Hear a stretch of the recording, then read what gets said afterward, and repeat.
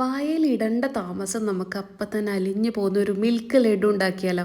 ആദ്യം ഒരു ഉരുളി വെച്ചിട്ടുണ്ട്, അതിലേക്ക് 2 ഗ്ലാസോളം വെള്ളമാണ് കേട്ടോ അവിടെ മുത്തശ്ശി ഒഴിക്കണത്.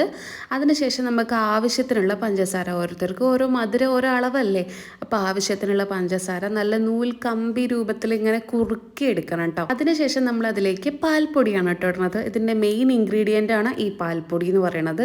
പിന്നെ കുറച്ചൊരു ഫ്ലേവർ കൂടി നിൽക്കാൻ വേണ്ടിയിട്ട്, അതിലൊരു ടേസ്റ്റ് ഇഷ്ടമാവാൻ വേണ്ടിയിട്ട് കുറച്ച് നമ്മൾ ഏലക്കായ പൊടിച്ചതും കൂടെ ഇടുന്നുണ്ട്.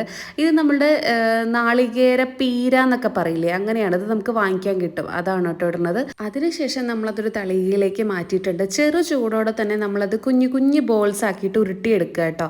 ഇത് നല്ല എളുപ്പമായിട്ട് ഉണ്ടാക്കിയെടുക്കാൻ പറ്റും. നമുക്ക് ബൂന്തി ഉണ്ടാക്കേണ്ട ആവശ്യമൊന്നും ഇല്ല കേട്ടോ, അത്രയൊന്നും മെനക്കേടില്ല. പണി കഴിഞ്ഞു കേട്ടോ. ഇനി നമ്മൾ ആ നാളികേരപ്പീരയില്ലേ, തേങ്ങാപ്പൊടി, അതിലേക്ക് ഇട്ടിട്ട് ഒന്ന് ഉരുട്ടിയെടുത്താൽ മതി. ഭയങ്കര ടേസ്റ്റാണ്. എല്ലാവരും ഒന്ന് ട്രൈ ചെയ്ത് നോക്കൂ. ബായ്.